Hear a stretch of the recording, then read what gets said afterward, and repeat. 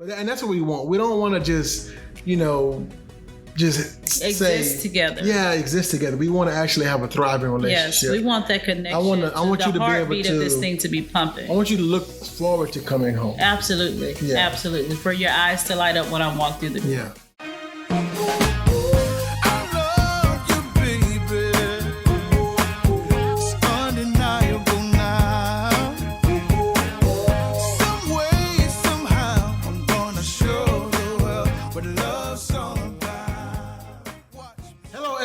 And welcome to another episode of Marriage Matters. This is a podcast where we talk about marriage matters because marriage matters. That's right. So if you're watching for the very first time, my name is Glenn Coleman, and I'm joined as always by my beautiful wife. Hi guys, I'm Tanya Coleman.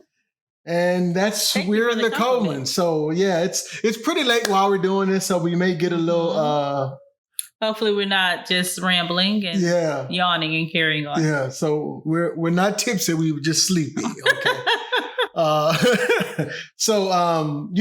We were just something funny. We're gonna talk about this a little bit later, but we were on a Zoom call just recently, tonight, as a matter of fact, which is why we're doing this so late, with some other couples.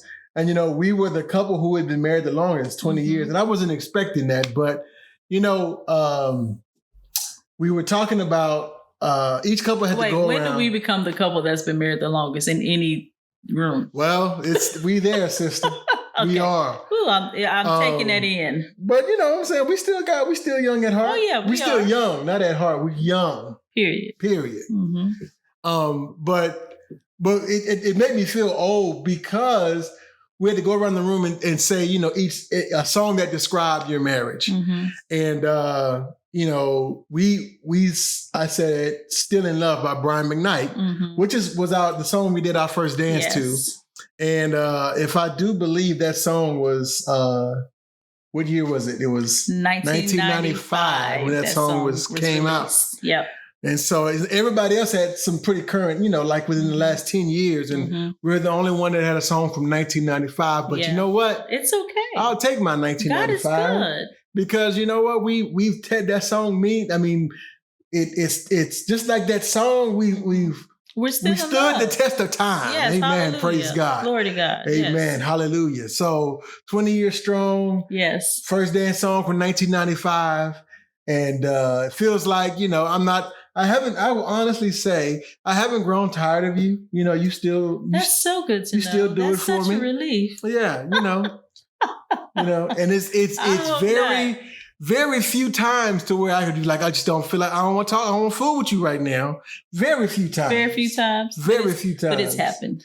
It's happened, but I'm just saying it's very few times. For the most part, it's been good. We tend to get along pretty well. We do. For the most part. Yeah. Anyway, I probably only put you in one headlock in 20-something years. Don't lie to the people. Because girl, you can't even reach that high. Okay.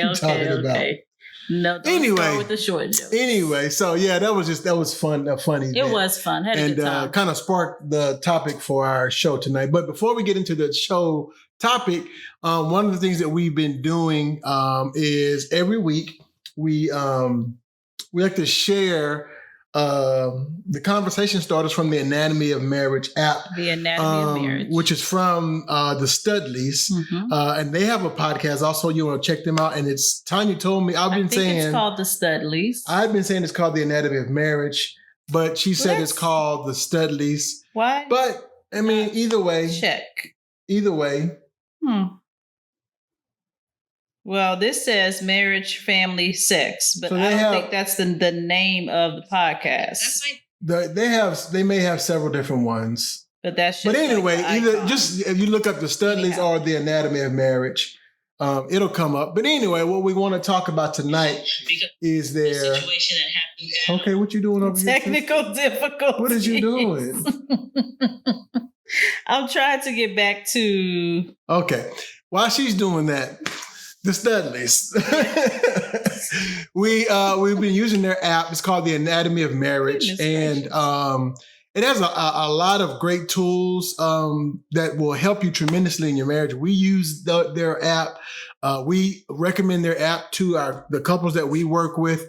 And also, one of the things that we were talking about earlier is the clearing structure, which is another tool in that app. And it's just, sometimes, when you have when you and your spouse are not seeing eye to eye, I'll say it that way. Sometimes a good way to describe it. And I know me, I have trouble expressing that. And I just tend to sulk.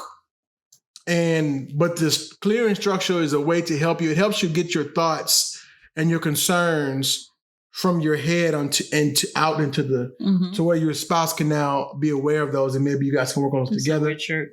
Huh? Nothing. I was saying this is a weird shirt.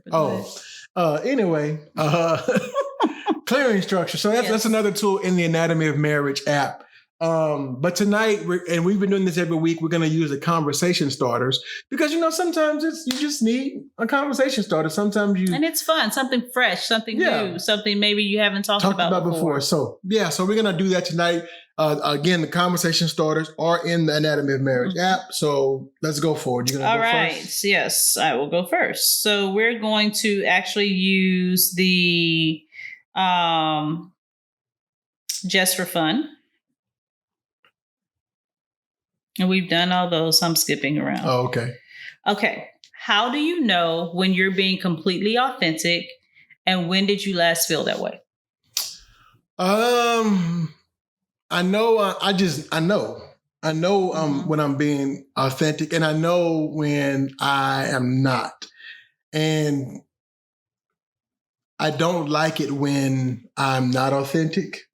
And that's something that I've been really trying to work on, is being more authentic and not putting on the mask. How do you know? I don't know. I just know. How would I know? Or how would someone else know? I don't know. You just know. I know. It's just a knowing. I know. I mean, I know when I'm being authentic. And I know when I was like, okay, I was putting on. I was, like. I was trying to get. I don't I don't do the fake, the phone voice anymore. This is me. This is who you're going to get. No matter where I am, no matter who I'm with, I try to put this guy forward. And I don't want to, and of course, there are some times, where I wouldn't say certain things in certain environments. But yeah. Okay. So I know. Okay. I know you know. Okay. When was the last time you felt that way, that you were being completely authentic? Just now, when we're doing the podcast. Okay. I think I feel very authentic when I do this. In this space, yeah. I was going to say something else about that, but it slipped my mind. What was it? I was going to say, I feel like dirty. When you're not being authentic. Yeah. I feel fake. And I don't like to feel that way. Yeah. I used to always say this. I don't like being around people where I can't be myself. Right. But then I said, you know what? It's not those people's fault. It's me. I make that choice to either be myself or be the person I think that they want me to be. And the crazy thing is that sometimes you don't even know if that's the person that those people want you to be. You just are being that because you think that's what they want you to be. So I'm going on a tangent, so let me be quiet. And that's being authentic. I'm a tangent You tend to do that. So, yeah. I put my face ID in your phone. So now. Good. See there. Good job. Okay. You ready for this question? I have no idea. I hope so. How do you like me to style my hair? I'm sorry. Smooth. I'm going to go to the next one. That's not a good one for me. But I will say I like your new haircut. I like your short hair. Thank you. I like it when it's all curly and stuff, Yeah, I fluffed it out a little bit this evening. But I like it too, like when you have it, When it's I noticed that when we were somewhere and I saw you, I was like, okay, Tanya, I see you, girl. Anyway. You be looking. I do. Okay. How do you like your hairstyle? I like my new hairstyle as well. I decided to cut my hair again and a little different last year. I did the cut where I had like super long hair that I've had for years. And then I cut it and I did the whole bob cut thing. And it was nice. I enjoyed it. It was different. It was fresh. But when I looked at some pictures of myself, and it literally, because it was a bob and it was still longer in the front, and I looked at pictures of myself like 10 years ago when the girls were small, and it was the same. And I was like, God, I need something fresh and new. And I'm not ready yet. Maybe when I'm a little bit older, I was going to go super, super short, but I'm not ready for that. So I just had her to shape it really nice. Ashley did an awesome job. Shout out to Ashley. Shape it really nice, cut some bangs so I don't have so much hair in my face. And I am really enjoying this. My daughter, the youngest one, actually said that she likes me with shorter hair. Well, that, that's when, something. When Bailey says she likes something, that's something, because she usually does not pull any punches for right. She's gonna tell you for anyone if it's not working for you. Yeah. Are we I was just gonna get, because I want to mention their names. Yes, absolutely. So you wanted to go. So that's the anatomy of marriage. Yes, so it's great conversation. You can make it linger on if you want to, and there are multiple topics or just for fun. Yeah. There's how we met. There's an intimacy. So all great stuff. So the next thing we've been doing is, and then we'll get into today's topic or tonight's topic, is we've been doing a review of the week. So you want to read our review of the week? Sure. So this is from Jess Cazier. I'm sorry if I'm butchering your name. But yeah, so that person said, fantastic resource. Really love the marital intelligence you two have. I also truly enjoy how open and honest you two communicate. Being aware of the blind spots is extremely important. I communicate that same message, but I call it being aware of your boogers, LOL. I'd love to be a guest on your show. We'll have to see about that one. I'm a marriage communication coach that helps spouses argue less and talk more. And he gives his Instagram handle, and I'll be listening. God bless. All right, so we'll reach out. Thank you, sir. To who is it, Justin? I think it's Jess. Okay. Juste. Probably Justin, though. You think so? Yeah. We'll find out.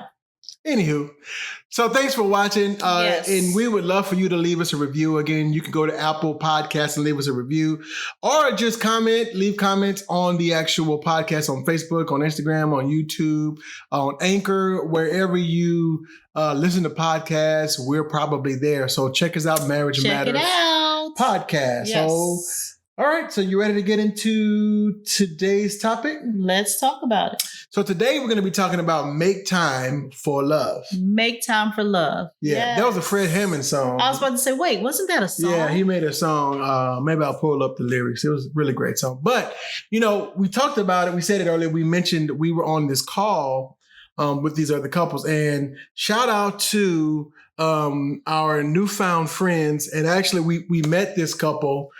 Tanya and I, we're doing a entrepreneur mentorship program. We are being mentored for married couples.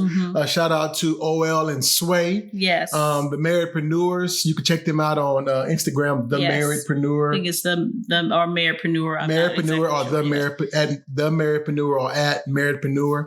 But OL and Sway, they've been really great. Amazing. Really amazing to help us to really hone in some things and focus in on some things and just coach us. And we talk about this all the time on the podcast. There's some areas where we need help in. Right. And so they're specifically for married couples who are in business together, and any married couple who is in business together, and you guys are doing it together. And it's not that one person's really doing the business and the other one is just kind of, whatever. If you're both doing it, that there can be some times where you can butt heads a little bit. So, we got coaches. Right? So, everything that you need is in the earth. Like God's people are doing everything. And so it's just look for the resource. Whatever it is, look for the resource. Yeah. And so we met this couple. They're one of the people in our cohort. And it's Jonathan and Amanda Carminati. And I hope I said it I think that's how we said it. But anyway, they have this great thing where their business is they provide virtual or just date nights. Mm-hmm. This one happened to be virtual for couples. He's a chef. Yes. And so I think Cuban, if I'm not mistaken. And so he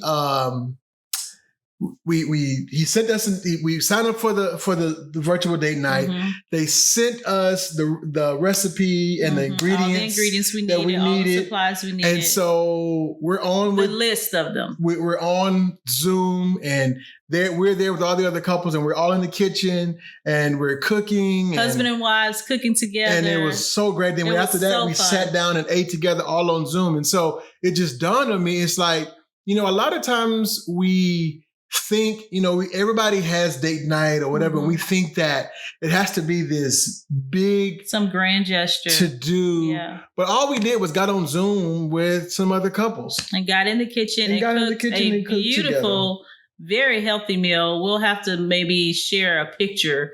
Maybe you have to put a picture up in the episode of our plate. Yeah, maybe we could do that. Yeah, maybe we could do that. Yeah.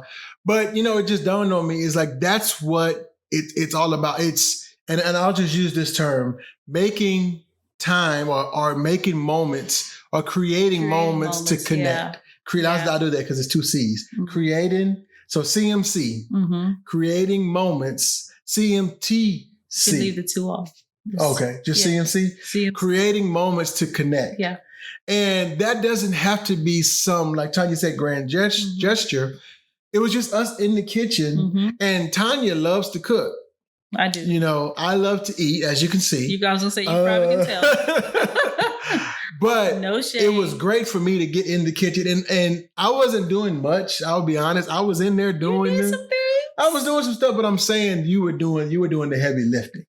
But it didn't matter, right? Because the point is we were in there doing it together, right? And usually that's not how meal prep in our house goes. Either I am in the kitchen alone cooking and Glenn is upstairs working or doing whatever in his office space, or just sitting here on the sofa, watching TV. Sometimes the girls help. Mainly Bethany may come in and help Bailey every once in a while, but usually it's just me, and that's fine. I don't have a problem with that. But I have to say that I so enjoyed you being in the kitchen with me and us creating this meal together, and you learning something that you've never actually done. You know what I mean? Mm-hmm. Like you peeled your first sweet potato.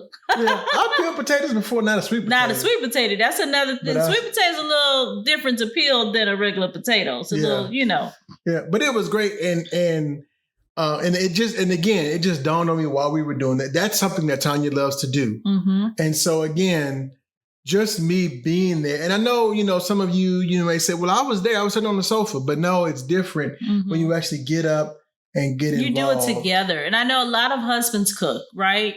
But are you and your wife in the kitchen together and making that time very special and enjoying, that time together? Yeah. This brought me back to, so when Tanya and I were dating, I can't remember, was it Valentine's Day? You talking about the Zatarains? Yes. Yes. So speaking of cooking, I'm not a great cook. My brother is, but we grew up in different seasons of our parents' lives. When I was growing up, my mom cooked every day, and she was pretty much a stay-at-home mom. But I think by the time Lynn got high school, my mom worked, so I think he had to fend for himself a little bit more. But I don't know if that's the reason why. I don't know. Maybe Lynn just decided to learn to cook. I don't know. Lynn, tell me. I don't know. Sounds like he enjoys it though. Yeah, he does. He does. He's a little but chef. I'm not a great cook. I will admit that.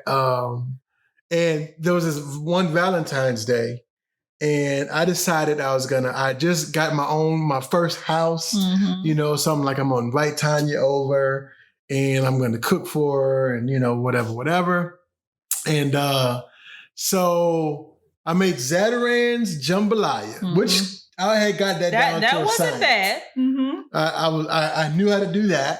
Steps 1, 2, 3, and 4. It was out of the box. I could do that. And then I cooked some pork. We were eating pork back then. Yeah, we don't eat pork anymore. But I made some pork chops for her. And I called my mom, I was like, hey, how do you do the pork chops? And she walked me through it. But maybe I should actually come and do it for me because the pork chops, they were very blackened. They were Cajun. They was deep Cajun. And not intentionally. Not intentionally. But I remember we were sitting there eating, and bless her heart, she was eating those pork chops, and I told her, I said, Tanya, you don't have to eat, you just eat the Zatarain, because the Zatarans had sausage in it, so it had meat. Right. So I was like, you don't have to eat the pork chops. You don't have to do it. They were tough. They were, but I didn't want to hurt your feelings. Look, that's one thing about me. My feelings are not easily hurt. Right. I'm pretty tough skinned, and I just told her, look, I'm not gonna eat it, so you don't have to eat it either. Right. Yeah. So it was such a sweet gesture. It was so sweet that you sealed the deal. Yeah. I was like, oh, I like him. He's. And so this kind of brought me back to that, and we just want to encourage you on this episode just to find those opportunities where you can do that, where you can do things together. I didn't think about it, but we have a book, and it's called like 54 dates that you could, right. And it's just these random things that you can do at home, in the park, wherever. It's just like really but the key things. I was going to say this, the key to all of this though is making the time. You've got to make the time for it. Because isn't that the story though? It's just like, oh, we don't have time for date night. Yeah. When's the last time? Nobody has time for that. He's busy. I'm busy. Always. You have to make the time. Even if you put it on your calendar, like, okay, babe, this second Saturday in November, we're going to have a date. And on that date, we're going to talk about how we need to do this more often and how we are going to make it happen. Like, you have to make it happen. And I know for us, like, we haven't been making it happen as often as we used to, but we've been working on it. Even, if it's the Sunday nights, at the coffee shop, that's a nice date night. We have time where it's just us. We can chat, drink our favorite beverage, which is coffee, and just have some one-on-one connected time. It's so important. To do that and to just kind of pull away from, just push pause on, all of the busyness and just connect with one another. Yeah, you're absolutely right. And it's so we just want to encourage you. You've got to do that. You've got to make the time, because the alternative, is, if you don't make the time, then you're gonna grow apart. And and I know everybody's in different seasons. I was about to say seasonings. Cooking is on my mind. Cooking on your mind. Listen, but we were talking to another couple, who they have a small child, and they were just finding it hard. It was hard for them to find time to connect. Right. And like we were saying, it's like, again, it didn't have to be it could be, the 10, 15 minutes before bed. And you said something that was really key. What we're looking for here is not quantity. We're looking for quality. Kind of talk about that just real quick. So I think sometimes we're looking for that we have the date night every week. You know what I mean? And in some seasons of life, that's feasible. But for many of us, that's not actually feasible because, of work, because of our jobs. If you have kids, younger or older, older kids, they have, agendas of their own. They have extracurricular activities and a social life and things like that you want to monitor. And, all of these different things are going on. And so we may not be able to have those date nights every week or have a date night out every week, but it's not about how often it happens. It's about the quality of the connection that is made, that we are being very purposeful in our connection. When we are together, we're not sitting on our phones and scrolling through social media. We're not answering emails. We're actually having that time to have a conversation together. hold hands while walking through the park, some kind of connection where we're really connecting together. We're not necessarily talking about the kids or about work or any outside sources. We are focused on the marriage and focused on one another. We're doing our check-ins with one another. How are you doing? How is, this going for you? How are you feeling? Emotionally, life can be life. And sometimes it gets overwhelming, and it's important that we check on one another. I mean, this is my guy. I'm not, it's my not just my job, but my privilege to check in on you and to see how things are going for you. You know what I mean? And to have those conversations. So making sure that time that you spend together is rich and that is valuable. It's quality time, taking the time to connect with God together, pray together, all of those things are very important, and it's all going to be beneficial to the marriage. So there's even if it doesn't happen every week, it's okay. Yeah. And I see that those connection points, they're like the thread that helps to hold your marriage, your relationship together. Absolutely. And so many people, when you don't have those, it's a lot. One of the things that one of the couples said on the Zoom call was, it's so great, to see couples who've been married for a while and still want to talk to each other and want to be with each other. And like we were talking about at the beginning of the podcast, I can honestly say that I enjoy, for the most part, spending time with Tanya.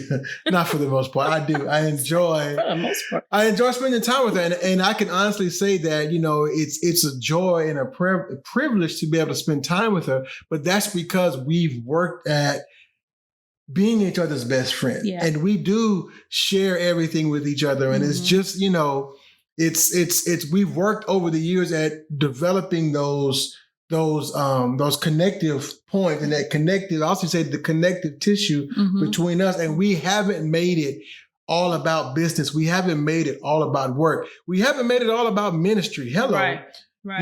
Because if this is not right, then all of those other things, we haven't even made it all about the kids. Right. And I know that sometimes that's difficult, like I said, especially seasons, when you have little kids. But still, though, you have to know that it's not just all about them. It's not all about just me. It's not all about just her. Right. It's all about us and us building something together. And so, again, we just wanted to encourage you guys tonight to make time for love. Make time for love. For each other. Move things around, whatever you got to do. Make it a priority. And I'll say this last thing, that if you don't have time for each other, then you're just too busy. Yeah, absolutely. That's the bottom line. If you don't have 30 minutes to, every couple of days, a real conversation, and just spend some time with your spouse, then you are too busy. So, and like with technology, we did it over Zoom. Yeah. So even if you guys, maybe your spouse is working offshore or whatever, then it's still possible to have those moments. Absolutely. Of connection. Absolutely. So good. So I have thoroughly, again, enjoyed this evening. This was a fun date night, and to jump into the podcast afterwards to be able to share that experience, I'm just really elated. Yeah. And so I tell you what we will do is the next time the Craminates have their virtual date night, we're going to make sure that we're promoted on. And that's one thing we didn't do. We want to do. We'll promote it to all of our listeners because we want you guys to be a part of it. Experience and well, I'm not going to tell you how much it was because they may go up on the price. No, don't share that. but it was very reasonable, and it's in the comfort of your own home, an opportunity for you and your spouse to connect. What more could you ask for? So look, make time for love, make time for each other, do what you have to do, because I'm telling you, if you are not doing that, then your marriage, it may last, but it won't thrive. Does that make sense? You had said something like that a while back. I can't remember what it was, and that's what we want. We don't want to just, just exist together. Yeah, exist together. We want to actually have a thriving relationship. Yes, we want that connection. I want you to be able to of this thing to be pumping. I want you to look forward to coming home. Absolutely. Yeah. Absolutely. For your eyes to light up when I walk through the door. Yeah. Yeah. All those things. So all right, that's it. That's it. That's all we got for you tonight. We'll keep it short because we're all tired, but we wanted to come on and just and share with you the experience we had. Again, shout out to Jonathan and Amanda Carminate. We thoroughly enjoyed it, and we're looking forward to the next one. We're going to have them on the show, so look forward to that to come. We're going to have them on the podcast. Yeah. Absolutely. So we haven't asked them yet, but we're going to have them. We haven't asked them, but they're going to come. They're going to come. They're going to come. So anywho, so that's all we have for you today. So remember, this is Glenn and Tanya Coleman reminding you that your marriage matters. We'll see you next week. Bye.